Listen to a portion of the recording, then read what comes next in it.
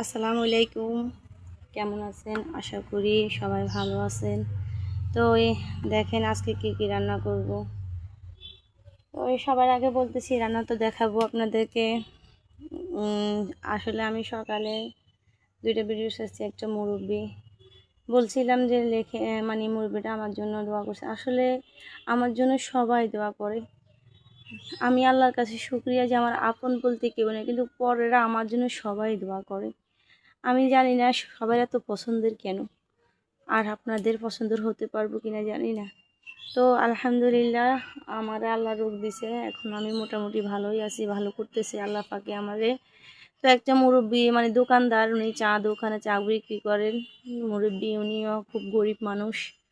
তো উনি আমাকে দেখে আজকে কলে পানি নিতে আসছিল। পানি নেওয়ার সময় বলছে যে তুমি ভালো আছো নি? আমি বলছি যে হ্যাঁ ভালো আছি, আপনি আমাকে চিনেননি? হ্যাঁ চিনি, তোমার স্বামীর তো আমি চিনি। তো আপনাদের মাঝে ওই কথাগুলো উঠাতে পারি নাই, কারণ আমি একটা মুরব্বিকে কি বলবো তা মানে করতে পারি নাই।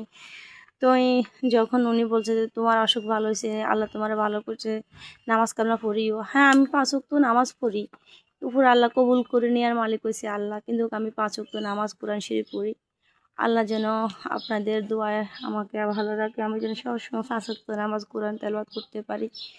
তো মুরব্বিটা আমার জন্য দোয়া করছে যে তোমার জন্য আল্লাহ ভালো করে দেয়। আমি কত দোয়া করছি, কত ভালোবাসলে আমি চিনি না জানি না। আমার বাবার মতো বয়সের একটা লোক আমাকে বলতেছে, একটা মুরব্বি বলতেছে যে আল্লাহ তোমাকে যেন ভালো রাখে, ভালো করে দেয়। এর চেয়ে আনন্দের বিষয় আর কিছুই হতে পারে না। তো যাক, ভিডিওটা অনেক লম্বা চূড়া হয়ে যেতেছে আপনাদের কাছে, যে আমি সব কিছু শেয়ার করব মানে ভিডিও বড় হয়ে যায়, কিছু করার নেই।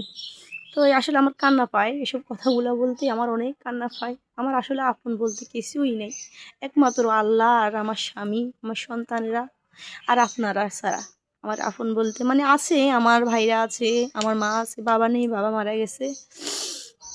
তো আমার মা দুঃখিনী আছে, দুঃখিনী মা অনেক কষ্ট করে আমাদেরকে মানুষ করছে।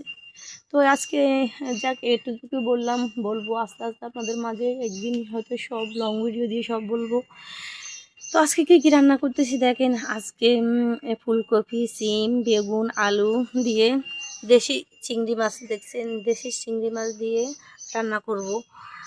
টমেটো দিয়ে পেঁয়াজ কুটে রাখছি, তো এগুলো রান্না করবো। আর দেখেন আনাজি কলা, মানে কাঁচকলা বলে শহরের ভাষা, আমরা তো গ্রামের আনাজি কলা বলি। তো দেখেন আজকে আনাজি কলা দিয়ে রুই মাছ দিয়ে রান্না করতেছি। আর ভাত তো উতলাই গেছে। তো আসলে আমি 2 চুলা দিয়ে রান্না করি, আমাদের গ্রামে বেশিরভাগ 2 চুলায় ব্যবহার করা হয়, 1 চুলা না। 1 চুলা দিয়ে রান্না করতে দেরি হয়ে যায়, বিরক্ত লাগে। তো এই 2 চুলা দিয়ে রান্না করি, তাই আমার রান্নাগুলো খুব তাড়াতাড়ি হয়ে যায়। আপনারা হয়তো বলবেন গ্রামকে এত সকাল রান্না করে, আসলে আমার তাড়াতাড়ি রান্না হয়ে যায়। আর রান্না বান্না দেরি হলে আমার নিজের কাছে ভালো লাগে না। অসুস্থ মানুষ রান্না বান্না করে বসে থাকবো, শুয়ে থাকবো, এইটাই তো। তো আজকে আমার এই রান্নাগুলো এতটুকু, দেশি চিংড়ি মাছ দিয়ে তো রান্না করবো। আসলে দেশি চিংড়ি মাছের যে দাম 1000 টাকা, তো 1000 টাকাতে কিনা তৌফিক নাই, একটা নিছি 250 টাকা দিতে আজকে এগুলো রান্না করতেছি। তো কেমন হয়েছে ভিডিওগুলো, চিংড়ি মাছ কার কার পছন্দ অবশ্যই জানাবেন। সব ভালো থাকবেন, সুস্থ থাকবেন।